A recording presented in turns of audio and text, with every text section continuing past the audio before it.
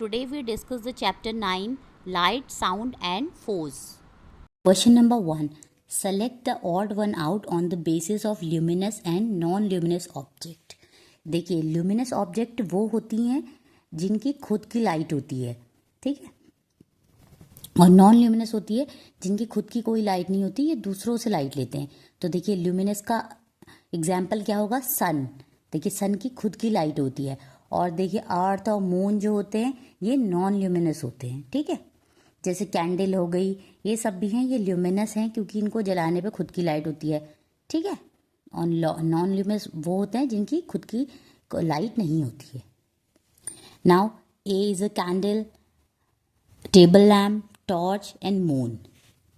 तो देखिए इसकी भी खुद की लाइट है, इसकी भी खुद की लाइट है एंड टॉर्च की भी खुद की लाइट है. बट मून की जो है खुद की लाइट नहीं है, तो moon is non luminous. Now question number 2. Roshni can not here what Kabir is saying through x. X must contain. तो देखिए रोशनी जो है कबीर को सुन नहीं सकती, मतलब यहाँ से कबीर कुछ बोल रहा है बट रोशनी उसको सुन नहीं पा रही है. तो क्यों नहीं सुन पा रही है? X must contain. एक्स में क्या भरा हुआ है? Solid, liquid, gas, vacuum. तो जो ये एक्स है, एक्स में वैक्यूम भरा है. वैक्यूम में जो है साउंड ट्रेवल नहीं करती है. साउंड किस किस में ट्रेवल करती है? सॉलिड में, लिक्विड में, गैस में. वैक्यूम में साउंड जो है ट्रेवल नहीं करती है. That's why answer is vacuum. Now question number 3. An echo is produced when sound is reflected or bounced back towards the source. It is used to find the. देखिए eco मतलब जो आवाज़ का गूंजना, जैसे आप कुछ बोलते हैं तो साउंड आपको वापस सुनाई देती है ना, तो that's called echo. So an echo is produce when sound is reflected. बोल रहा है कि इको तब प्रोड्यूस होता है जब साउंड रिफ्लेक्ट होती है और बाउंस्ड बैक या बाउंस बैक होती है टूवर्ड्स द सोर्स. जैसे आप कुछ बोलेंगे, जैसे आप किसी पहाड़ में बोलते हैं ना, अपना नाम बोलते हैं, आपको रिवर्स सुनाई देता है, that's called echo. It is use to find the. ये किस चीज़ में यूज़ करते हैं? Height of a building, depth of the sea, direction of wind flow, traffic in the area. तो ये यूज़ करते हैं हम सी की डेप्थ नापने के लिए, depth of the sea. Now question number 4. X is a force that works in opposite direction. X एक फोर्स है जो वर्क करता है ऑपोजिट डायरेक्शन में of movement of an object in contact with the surface. देखिए X ऐसा force है जो मूवमेंट के ऑपोजिट डायरेक्शन में वर्क करता है. सो X इज, तो X क्या होगा? मैग्नेटिक, पुश, पुल, फ्रिक्शन. सो X होगा आपका फ्रिक्शन. देखिए जब आप चलते हैं तो उसमें भी फ्रिक्शन होता है, ज़मीन में और आपके पैरों के बीच फ्रिक्शन होता है, ठीक है. और जैसे आप हैंड रब करते हैं, अपने 2 हैंड्स रब करते हैं, तो उसमें जो इसमें भी हीट निकलती है. और जो आप 2 सरफेसेस को जब रब करते हैं तो उसको क्या कहते हैं? फ्रिक्शन, ठीक है. सो इसका आंसर होगा friction. Now come to question number 5. Look at the picture and select the correct option regarding it. A. There is no force acting on the cup. ये बोल रहा है कि इसमें कोई फोर्स नहीं लग रहा. B. Cup is under the effect of gravity of earth. ये बोल रहा है कप जो है ग्रेविटी, अर्थ की ग्रेविटी के अंदर है. C. Friction is acting on it towards right. ये बोल रहा है कि इसमें फ्रिक्शन लग रहा है. None of these, या कोई भी नहीं. देखिए हर किसी चीज़ में कोई भी चीज़ ज़मीन पे, इसलिए जैसे आप चल रहे हैं, आप ज़मीन में चल रहे हैं किसके कारण? ग्रेविटी के कारण. और देखिए आप कोई बॉल अगर ऊपर फेंकते हैं तो वो वापस आती है ना, वो किस कारण आती है? वो ग्रेविटी के कारण आती है. तो ये कप में क्या लग रहा है? Gravity. That's why option B is correct. Now question number 6. The object shown here does not cast a shadow. जो ये दिया गया है ये कोई शेडो नहीं बनाता. It is most likely made up of material x. ये किस मटीरियल का बना होगा? एक्स कुड बी मेटल का, सिरेमिक का, clear plastic sheet, frosted glass. इनमें से वो, इन चारों में से किस मटीरियल का बना है कि उसकी शेडो कास्ट नहीं हो रही है? देखिए मेटल और सिरेमिक जो हैं ये हैं ओपैक मटेरियल्स. ओपैक मटेरियल्स क्या होते हैं? जिनके हम आर पार नहीं दे सकते। जैसे आपका वुडन डोर होता है ना, तो उसके आप एक साइड आप खड़े हैं, आप अंदर खड़े हैं, तो आप ये नहीं देख सकते कि बाहर कौन है, तो दैट्स कॉल्ड ओपैक। तो देखिए ओपैक मटेरियल के तो शेडो बनती है। और देखिए और क्लियर प्लास्टिक शीट, देखिए कोई भी प्लास्टिक शीट होगी तो वो ट्रांसपेरेंट होगी, कोई भी ट्रांसपेरेंट चीज़ होगी तो उसकी शेडो नहीं बनेगी, ठीक है। और फ्रोस्टेड ग्लास क्या होता है? फ्रोस्टेड ग्लास जो होता है ट्रांसल्यूसेंट होता है। ट्रांसल्यूसेंट का मतलब होता है कि उसमें बहुत मतलब वो लाइट ट्रांसपेरेंट होता है, मतलब बहुत कम दिखता है उसके आर पार, तो उसमें भी आपकी शेडो नहीं बनेगी, सॉरी उसमें भी हल्की सी शेडो बनेगी। एक क्लियर प्लास्टिक शीट जो है इसमें केवल शेडो नहीं बनेगी। That's why the answer is clear plastic sheet. आप हमेशा, आपको अगर कोई ग्लास दिया होगा, कुछ दिया होगा, तो ये सब ट्रांसपेरेंट है, तो ट्रांसपेरेंट में शेडो नहीं बनेगी, ठीक है। Now come to question number 7। Select the odd one out on the basis of type of mechanical force involve. हमें जो किसमें मैकेनिकल फोर्स इन्वॉल्व है वो बताना है। देखिए opening the door of A refrigerator, जो हम फ्रिज का दरवाज़ा खोलते हैं वो। प्लेइंग टग ऑफ वॉर, जो हम टग ऑफ वॉर खेलते हैं। Hitting the cricket ball with a bat to makes run, जो हम क्रिकेट बैट मतलब हिट करते हैं बॉल को और रन बनाते हैं। D taking out water from a well using rope attach to a bucket, और वेल से जब हम पानी निकालते हैं तो देखिए इसमें ओपनिंग द डोर, देखिए हम इसमें क्या कर रहे हैं, ओपनिंग द डोर में क्या करते हैं हम पुल करते हैं। प्लेइंग टग ऑफ वॉर में क्या करते हैं, हम पुल करते हैं, अपनी तरफ खींचते हैं ना। और देखिए हिटिंग द, इसमें हिट करने हम आगे को मारते हैं, तो इसमें क्या करते हैं, हम पुश करते हैं। जो पुश होता है वो मैकेनिकल फोर्स होता है, ठीक है। तो कोई भी अगर पुश का एग्जाम्पल होगा तो वो होगा मैकेनिकल फोर्स। और देखिए हम वेल से पानी निकालते हैं, वो भी हम पुल करते हैं, ऊपर को खींचते हैं, ठीक है। So that's why hitting the cricket ball with the bat to make run is the type of mechanical force involved. Now come to question number 8. Which of the following activities shows that force can change the shape of an object? ये कह रहा है कि हमें activity बतानी है जिसमें हम अगर फोर्स डालेंगे तो वो अपनी शेप चेंज कर लेगा।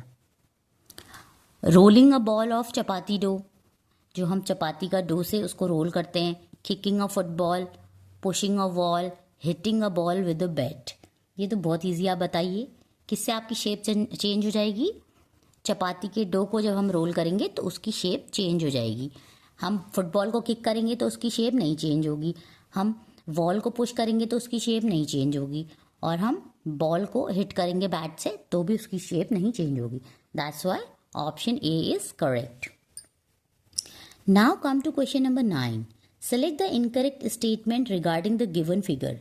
देखिए ये फिगर दिया है, एक लेडी ने अपने सर पे इन्होंने सिलेंडर रखा हुआ है, अपने हैंड में एक बैग पकड़ा हुआ है, तो उसमें हमें करेक्ट स्टेटमेंट बताना है। A gravitational force is acting on the cylinder that's the woman is carrying on her head, तो हमें इनकरेक्ट स्टेटमेंट बताना है। तो ये भी ट्रू है, देखिए ग्रेविटेशनल फोर्स तो हर चीज़ में लगता है, ठीक है। B While walking the woman is overcoming frictional force imposed by the earth surface। देखिए जब हम वॉक करते हैं तो फ्रिक्शनल फोर्स लगता ही लगता है, तो ये भी ट्रू है। C magnetic force is helping the women to hold the bag.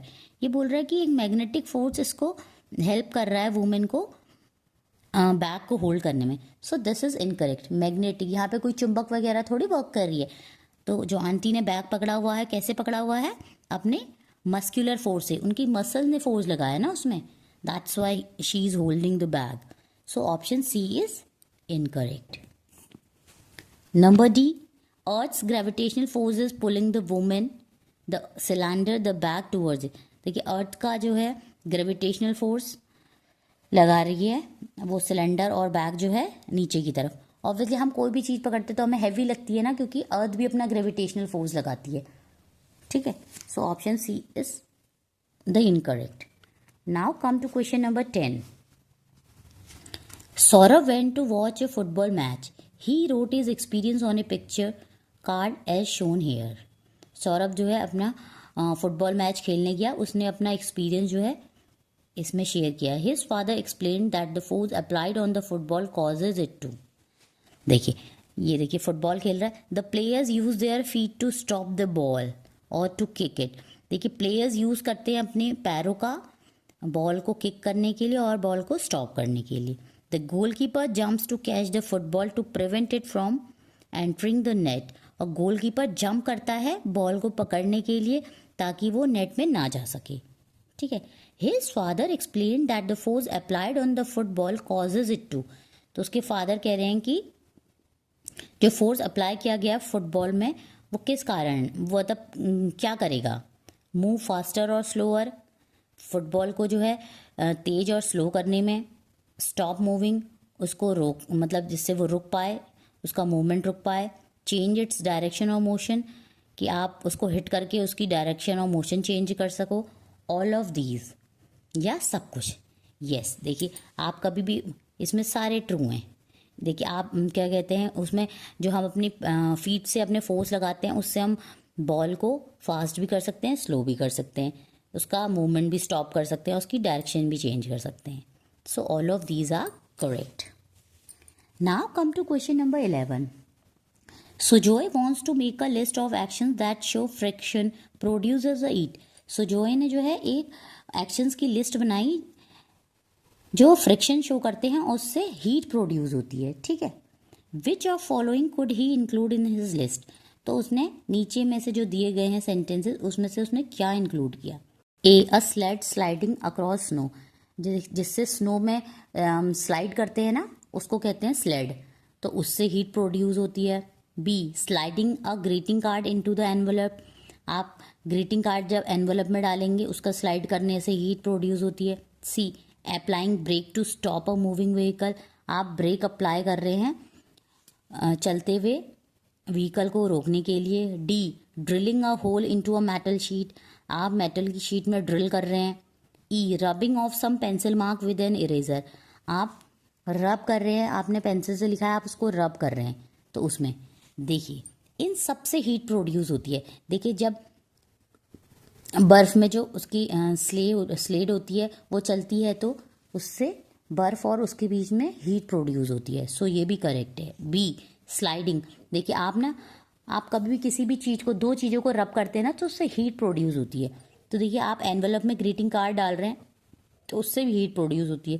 Applying break, और आप ब्रेक अप्लाई करते हैं उससे इग्निशन होता है, उससे भी हीट प्रोड्यूस होती है। डी ड्रिलिंग अ होल, आप मेटल शीट में ड्रिल करते हैं, होल करते हैं तो उसमें भी हीट प्रोड्यूस होती है। और देखिए आप कभी नोटिस करना, आपने पेंसिल से कुछ लिखा उसके बाद आप रब कर रहे हैं तो वो प्लेस या रबर जो होती है वार्म हो जाती है, तो ये भी हीट प्रोड्यूस करते हैं। तो इसके सारे options are correct. So A B C D E all are correct. So option D is correct. Now come to question number 12. When an object moves back and forth very fast, जब कोई object जो है move करता है backward बहुत तेजी से, it produces sound, वो साउंड प्रोड्यूस करता है। दिस मूवमेंट इज कॉल्ड, तो इस मूवमेंट को क्या कहते हैं, तो इस मूवमेंट को कहते हैं वाइब्रेशन। ठीक है। जब कोई भी ऑब्जेक्ट है वो बहुत तेजी से बैकवर्ड आता है तो उससे एक साउंड प्रोड्यूस होती है। तो देखा ना उसमें वाइब्रेशंस भी होती हैं, तो उसमें कौन सा मूवमेंट होगा, vibration. So option B is correct. Question number 13. Nidhi was asked to draw the shadow of a tumbler formed on the screen behind it. Nidhi से कहा गया कि आप एक शेडो ड्रॉ करो जो स्क्रीन के पीछे बन रही है। When it is kept in different manners at the same position and light is shown on it from the same direction. उसने कहा कि सेम पोजीशन में और लाइट जो है सेम डायरेक्शन से आ रही है। She drew 3 shadows as shown here. उसने 3 shadows बनाई हैं। ठीक है। देखिए उसने एक सर्कल बनाया, एक ये बनाया, एक ये बनाया। So read the following statements regarding it and select the incorrect ones. तो हमें इसमें देखना है और इसमें हमें इनकरेक्ट स्टेटमेंट बताना है। Number 1, shadow 1 is formed when the tumbler is kept horizontal. देखिए उसने कहा कि शेडो 1 बनेगी जब टम्बलर को हम हॉरिजॉन्टल पकड़ेंगे। ठीक है। सेकंड है शेडो 2 इज फॉर्म्ड, उसने कहा कि शेडो 2 बनेगी when the tumbler is kept vertical upright. उसने कहा कि शेडो 2 बनेगी जब हम टम्बलर को वर्टिकली पकड़ेंगे। 3, shadow 3 is incorrect because the given tumbler can not cast a rectangular shadow. तो वो कह रहा है कि शेडो 3 गलत है, क्योंकि उसने कहा कि given tumbler can not cast a rectangle, उसने कहा कि गिवन टम्बलर जो है रेक्टेंगुलर शेडो कास्ट नहीं कर सकता। तो इसमें से कौन सा स्टेटमेंट इनकरेक्ट है? फर्स्ट और सेकंड ओनली, सेकंड और third only, first and third, none of these. तो इसमें कोई भी स्टेटमेंट इनकरेक्ट नहीं है। क्यों नहीं है इनकरेक्ट? देखिए, क्योंकि जो भी शेडो होती है वो उसके किसी भी ऑब्जेक्ट के साइज, शेप और उसमें कितनी लाइट पड़ रही है उस पर डिपेंड कर रही है। तो कुछ भी इसमें से बन सकता है, ठीक है। That's why none of these is the answer, nothing is incorrect. So option D is correct. Now come to question number 14। Which of the following statement is incorrect? इसमें से कौन सा स्टेटमेंट इनकरेक्ट है? Sounds need a medium to travel, sound को एक medium की requirement होती है ट्रेवल करने के लिए। यस, साउंड जो है सॉलिड, लिक्विड, गैस तीनों में ट्रेवल कर सकती है, बट साउंड वैक्यूम में ट्रेवल नहीं कर सकती है। So this is correct. B, sound is produce by an object when it vibrates. देखिए, साउंड प्रोड्यूस होती है एक ऑब्जेक्ट से भी जब वो वाइब्रेट करती है। So this is also correct. C, astronaut can talk to each other in the space due to presence of air. So this is incorrect. Space में जो है एयर नहीं होती है, तब इसीलिए वहाँ पे एस्ट्रोनॉट जो है माइक्रोफोन से बात करते हैं। So this statement is incorrect. Now come to question number 15। Refer to the given picture and select the correct option. हमें देखिए पिक्चर देखनी है, इसमें ये बॉय जो है एक फोर्स लगा रहा है W, ये बॉय जो है ये फोर्स लगा रहा है X। तो हमें करेक्ट ऑप्शन बता। If W equal X, box will move towards X। वो कह रहा है कि जो W फोर्स है और X फोर्स है दोनों बराबर हैं, तो बॉक्स क्या W की तरफ मूव फॉरवर्ड करेगा। तो इनकरेक्ट। देखिए, अगर दोनों इक्वली फोर्स लगा रहे हैं, वो भी इतना ही लगा रहा है, ये भी इतना ही लगा रहा है, तो बॉक्स यहीं पे रहेगा, कहीं को मूव नहीं करेगा। B, if W is greater than X, the box will move towards X। वो कह रहा है कि अगर W, ये जो बॉय है ये W फोर्स ज़्यादा लगा रहा है, तो देखिए अगर ये ज़्यादा फोर्स लगा रहा है तो बॉक्स इधर को मूव करेगा ना। देखिए, ये ज़्यादा फोर्स लगा रहा है तो बॉक्स इधर को मूव करेगा, तो किधर को मूव करेगा? Towards X। So this is correct. फिर भी थर्ड चेक करते हैं। If W equal X, the box will move forward X। वो कह रहा है कि W और X बराबर हैं तो वो मूव करेगा X की तरफ। This is incorrect. दोनों का अगर फोर्स इक्वल है तो वहीं पे रहेगा, कहीं जाएगा ही नहीं। D, if W is less than X, the box will move towards X। वो कह रहा है कि अगर X ज़्यादा है, देखिए अगर ये बच्चा फोर्स ज़्यादा लगा रहा है तो बॉक्स जो है W की तरफ मूव करेगा ना, ये कह रहा है X। So this is incorrect. That's why option B is correct. Now come to question number 16। A torch is shown on a wooden prism and a beach ball as shown in the given picture। देखिए, torch है, एक wooden prism है, एक बीच ball है और screen है। What will be the shape of shadow observed on the screen? Screen में कौन सी शेडो बनेगी? ये। तो इसमें कौन सी शेडो बनेगी? इसमें बनेगी ये शेडो, ए शेडो बनेगी। देखिए, क्योंकि ये बड़ा है तो बीच बॉल देखिए ऐसे आएगी और इसके नीचे ऐसे ट्राइंगल सा आएगा। दैट्स वाई ए शेप बनेगी, ठीक है। Now come to question number 17। A glass marble was rolled over 4 different surfaces. एक जो है ग्लास मार्बल है उसको 4 डिफरेंट सर्फेसेस पे रोल करा रहे हैं, जो कि डिफरेंट मटेरियल का बना है, PQRS, with the same force. The distance covered by glass marble on different surfaces before stopping is given in the table। देखिए, जो ग्लास मार्बल है उसने इतनी ये जो डिस्टेंस है इतनी कवर की है, ठीक है। रुकने से पहले उसने इतनी डिस्टेंस कवर की है। तो select the correct option regarding P and S। तो उसने कहा कि करेक्ट ऑप्शन बताओ P और S के बारे में। देखिए, P ने करी है आपकी 10 सेंटीमीटर, S ने करी है 5 सेंटीमीटर। तो देखिए, जितनी डिस्टेंस कम होगी उतना ज़्यादा फ्रिक्शनल फोर्स होगा, ठीक है। तो देखिए, सबसे कम डिस्टेंस किसमें? इसमें है, तो इसमें सबसे ज़्यादा फ्रिक्शनल फोर्स होगा। और ये 20 वाले में सबसे कम फ्रिक्शनल फोर्स होगा।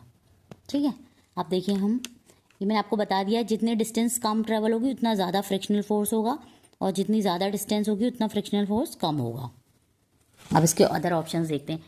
Surface R offers maximum amount of friction, surface Q offers minimum amount of friction, surface P is रफर than surface S, D surface R is the smoothest surface and the surface S is the roughest surface. तो इसमें correct क्या होगा? इसमें correct होगा surface R is the smoothest surface and surface S is the roughest surface. तो कह रहा are जो है स्मूदेस्ट है, तो देखिए आर जो है ऑब्वियसली आर जो है स्मूदेस्ट ही होगी।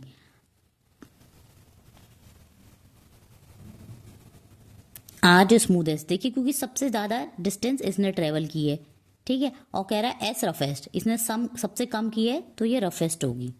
So this is correct. So option D is correct. Now come to question number 18. Which of the following setups most appropriately proves that light travels in the straight line? इसमें से कौन मतलब सबसे best suitable example है जो कह रहा है कि लाइट स्ट्रेट लाइन में ट्रेवल करती है? देखिए ये है, यहाँ पे एक होल है, यहाँ पे कैंडल है, यहाँ पे ये है और मेटल ट्यूब से यहाँ पे जा रहा है, यहाँ पे आई है और यहाँ पे से क्लियर ग्लास है और ये है, और यहाँ पे ऐसे प्लास्टिक पाइप है। तो स्ट्रेट लाइन में कौन है? आई है, वुडन फ्रेम का होल है और स्ट्रेट लाइन। देखिए ये तीनों स्ट्रेट लाइन में जा रहे हैं। So option A is correct. Now come to question number 19. The girl P is putting more effort to pull the sack bag as compare to the girl Q. देखिए girl P जो है, ये P है, ये Q है। Girl P जो है वो ज़्यादा, उसको ज़्यादा मेहनत लग रही है ये सैक बैग को पुल करने में, is comparison to this girl. P has to work more against a force which also. Girl P को जो है ज़्यादा फोर्स लगाना पड़ रहा है, विच ऑल्सो वो क्या है? A changes the direction of a moving object, B causes all objects to fall to the ground, C prevents us from slipping when we walk, make a stationary object to move. तो देखिए, so option C is correct, prevents us from slipping when we walk. देखिए जब हम walk करते हैं तो हमारे और ज़मीन के बीच में फ्रिक्शन लगता है। ठीक है, और देखिए इसमें तो व्हील लगे हुए हैं तो इसके लिए इसको लेस फ्रिक्शन लग रहा है, इसलिए इजीली ये इसको कैरी कर पा रही है। बट इसको ज़्यादा फ्रिक्शन लग रहा है इसलिए इसको थोड़ी मुश्किल हो रही है। और इसको अब इसका और इसके सरफेस के बीच में भी फ्रिक्शन लग रहा है। ठीक है, that's why option C is correct. Now question number 20. Ashish shone a torch on a ball. Ashish जो है एक बॉल में टॉर्च लगा रहा है। The shadow of the ball is projected on to a screen as shown. जो बॉल की shadow है वो स्क्रीन में बन रही है। What could Ashish do to get a smaller shadow of the ball on the screen. इसको अगर स्मॉलर शेडो चाहिए तो इसे क्या करना चाहिए?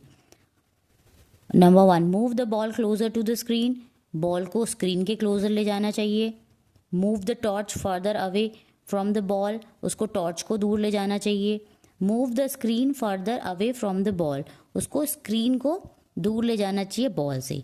तो उसे क्या करना चाहिए? उसको करना चाहिए move the ball closer to the screen. वो अगर बॉल को स्क्रीन के क्लोजर लाएगा तो उसको शेडो स्मॉलर दिखेगी। या वो move the torch further away from the ball, या वो टॉर्च को दूर ले जाए तब भी उसको स्मॉल शेडो दिखेगी। सो 1 और 2 are correct. Like, share and subscribe the channel for more informative videos. Thank you.